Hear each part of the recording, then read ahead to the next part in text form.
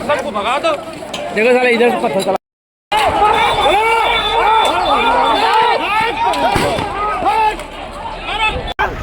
भाग।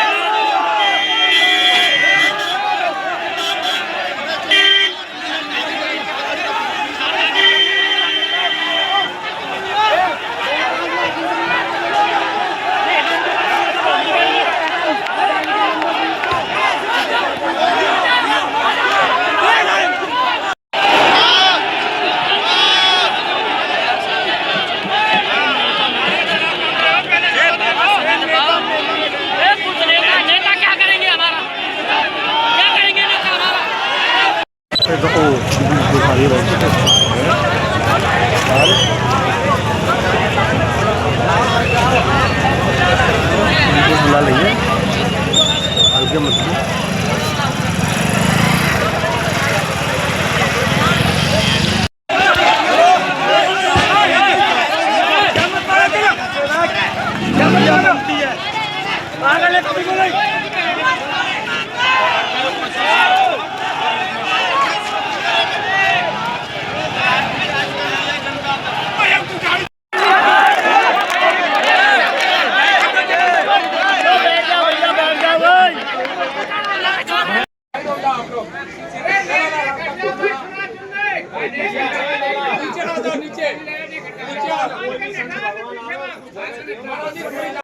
छाता भी थे या हाईवे जाम हुआ, पथराव भी हुआ है, तो किस प्रकार देखते हैं सब घटनाक्रम हुआ? ये ऐसा है क्योंकि गौ तस्करों का काल था चंद्रशेखर बाबा, और गौ की सुरक्षा के लिए एक तरह से हमारा चंद्रशेखर बाबा कमांडो था।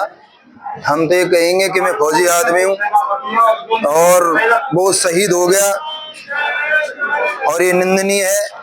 मैं तो ये कहूँगा कि जिन तस्करों ने ये कृत्य किया है और ये ऐसा इनके साथ किया है, उनके साथ प्रशासन सख्त से सख्त कार्रवाई करे।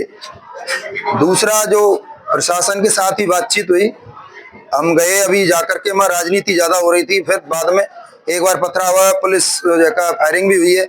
दोबारा से हम आजनोक के कुछ लोग गए कि हम कह रहे भाई पहले इस बाबा को यहाँ से लेके चलो, क्योंकि कब तक रोकोगे, पुलिस से इतना लड़ तो सकते हैं। जब पुलिस प्रशासन ने सब बता दिया कि एक तो बाबा को जैका शहीद का दर्जा और एक स्मारक और एक गौशाला सरकारी और 5 लोगों को जो है का गौ जो है अपने रक्षक, उनको जो का लाइसेंस, ये और उन जो जिन्होंने किया है गौ तस्करों, उनके साथ सख्त सख्त जो है का कार्रवाई। हाँ, ये मानता हूँ कि एक तरह से हमारे बरसाना क्षेत्र का पूरे का, मैं कह रहा हूँ कि हाईवे तक एक हमारा गौ तस्करों का जो गाँव माताओं की सेवा करने वाला एक प्रहरी था, और वो हमारा कम हो गया। किस प्रकार देखते हैं इस घटनाक्रम को?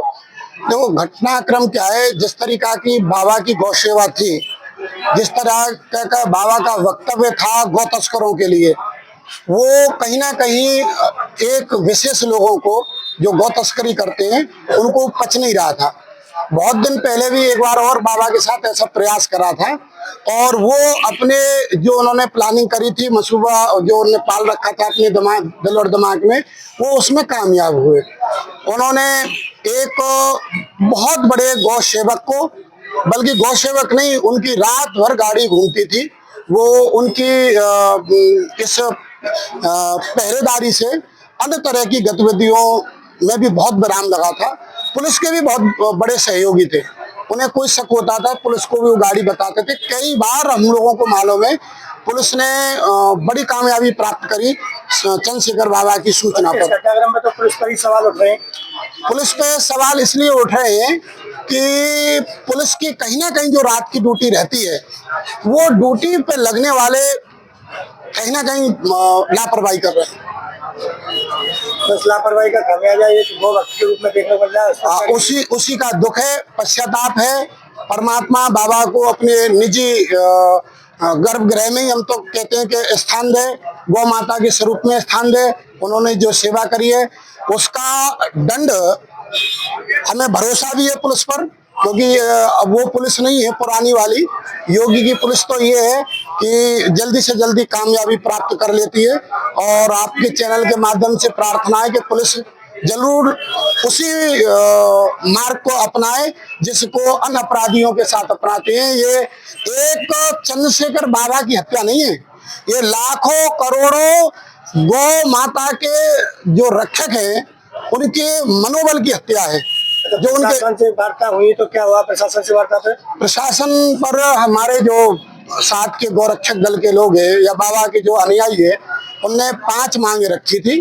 एक तो बाबा को शहीद का दर्जा प्राप्त हो, एक बाबा के नाम से स्मारक बने, एक बाबा के साथ रहने वाले उनको 5 लाइसेंस मिले, एक यहाँ गौशाला में पुलिस चौकी खुले, और एक गौशाला, क्योंकि अब गौशाला अनाथ हो गई। इतनी बड़ी व्यवस्था को वो कैसे चलाते थे? रात में जगना, दिन में सोना, भिक्षा मांगना, ब्रजवासियों से चारा ला के चलाना, और इस गौशाला को गोद ले। उन्होंने वहाँ माइक पे भी कई बार घोषणा करी, और हमें उम्मीद भी है उन 5 मांगों को वो शीघ्र अतिशीघ्र पूरा करेंगे, क्योंकि इतनी बड़ी समाज में बड़े अधिकारियों ने ये फैसला लिया था। तो 5 मांग तो मनवाई जाएंगी। अगर वो ना माने तो उसका रास्ता भी है। ये जो बाबा के उपासक लोग हैं ऐसे नहीं बैठेंगे, ये अपनी मांग को तो मनवा लेंगे। जो सुबह की घटना है ये, जो गुरुजी के साथ घटी है, 3:51 पर कॉल आई थी कि एक गाड़ी है जो गुमराह कर रही है।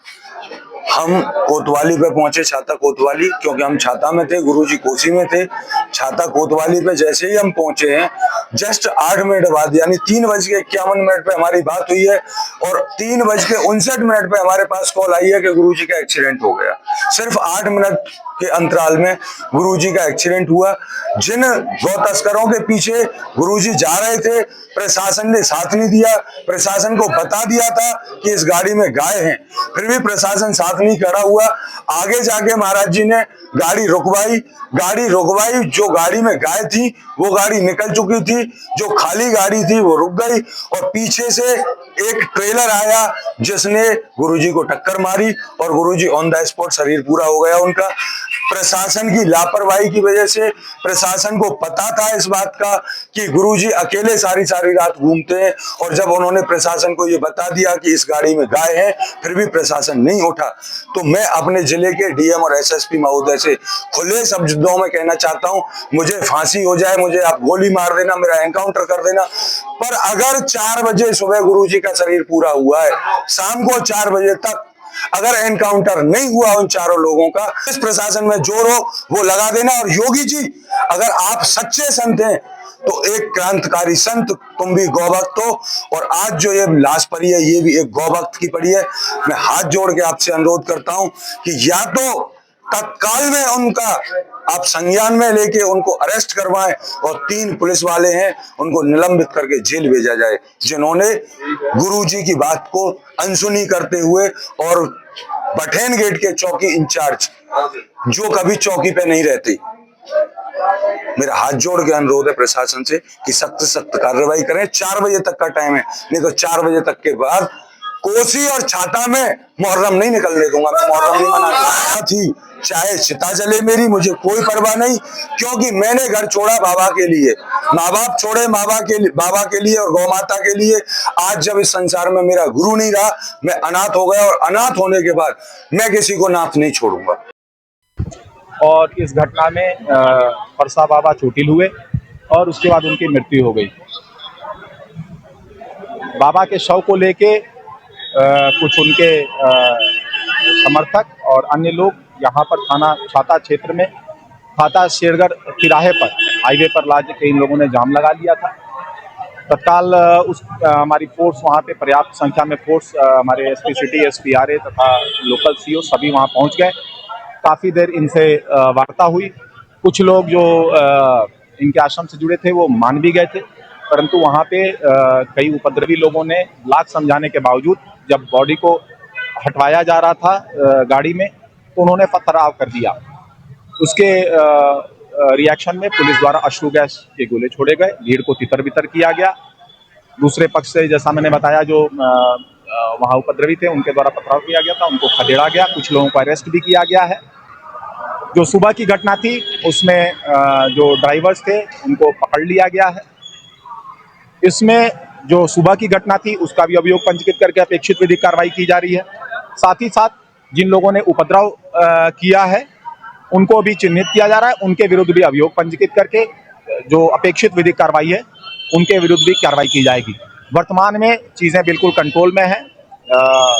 यहाँ पर मौके पे शांति है और अभी जो उपद्रवी हैं उनका चिन्हीकरण किया जा रहा है और अपेक्षित विधिक कार्रवाई की जाएगी। देखिए, 2 लोग हैं, वो उनके एड्रेस वगैरह सब वेरीफाई किए जा रहे हैं, और जैसा मैंने बताया सुबह की घटना उसकी अपेक्षित विधिक कार्रवाई तथा बाद में जो